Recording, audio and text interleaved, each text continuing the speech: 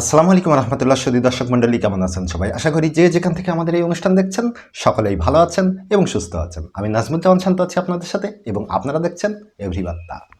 প্রকাশ পেয়েছে শাকিব খানের বহুল প্রতীক্ষিত সিনেমা তুফানের টিজার।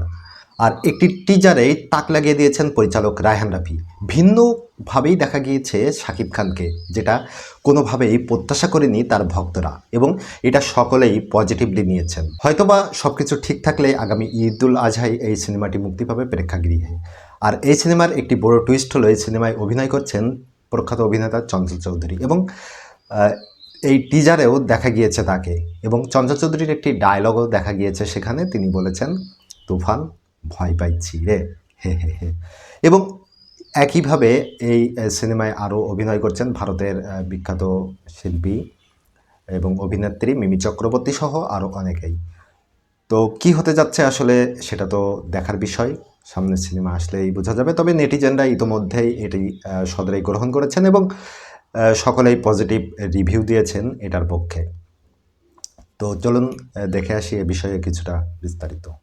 প্রকাশ্যে এসেছে বহুল প্রতীক্ষিত সিনেমার তুফান এর টিজার। অবশ্য এর আগেই আজ দুপুরে নির্মাতা রায়হান রাফি পূর্বাভাস দিয়েছিলেন, আজ বাংলার আকাশে বাতাসে এক ভয়ঙ্কর তুফানি ঝড়ের সম্ভাবনা দেখা দিয়েছে।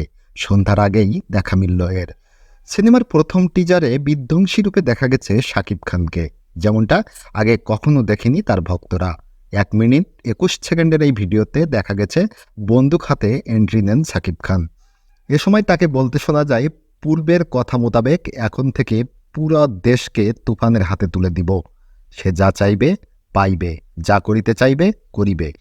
তাহাকে কোনো কিছুতেই বাধা দেওয়ার এখতিয়ার কেউ রাখিবে না। আর এর ব্যত্যয় ঘটিলে এরপর অস্ত্র হাতে একের পর এক বারুদের তছনছ করে ফেলতে দেখা যায় শাকিব খানকে। এখানেই শেষ নয়, ভিডিওতে দেখা মেলে জনপ্রিয় অভিনেতা চঞ্চল চৌধুরীরও। তার সেই বিখ্যাত সংলাপের অট্ট হাসি দিয়ে বলতে শোনা যায়, তুফান খুব ভয় পাইছি রে, হে হে হে। এরপরেও আরও একবার স্ক্রিনে বিধ্বংসী রূপে হাজির হন শাকিব। টিজার দেখে অনেকেই বলেছেন যেন বলিউড কিংবা দক্ষিণী সিনেমার টিজার তুফান। জানা গেছে একজন গ্যাংস্টারের গল্পে তৈরি হয়েছে তুফান সিনেমা, যেখানে উঠে আসবে 90 দশকের চিত্র। সে সময়ের এক নামকরা গ্যাংস্টারের কাহিনী নিয়েই এগিয়ে যাবে তুফানের গল্প।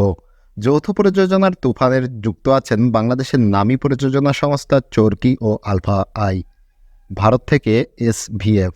শাকিব খান ছাড়াও এই সিনেমায় আরও অভিনয় করেছেন অভিনেতা চঞ্চল চৌধুরী, অভিনেত্রী মিমি চক্রবর্তী, নাবিলা প্রমুখ। সবকিছু ঠিক থাকলে আগামী ঈদুল আজহায় প্রেক্ষাগৃহে মুক্তি পাবে সিনেমাটি। হ্যাঁ শুধু দর্শক মণ্ডলী, আপনারা দেখলেন মূল ভিডিওতে এই বিষয়ে। যদি আপনাদের কোনো মতামত থাকে অবশ্যই কমেন্ট বক্সে জানাবেন। আর এই টিজারটি আপনাদের কেমন লাগলো সেটাও জানাতে ভুলবেন না। তো ভালো থাকবেন, সুস্থ থাকবেন। আর এই চ্যানেলে নতুন হয়ে থাকলে অবশ্যই সাবস্ক্রাইব করে পাশে থাকবেন। আল্লাহ হাফেজ।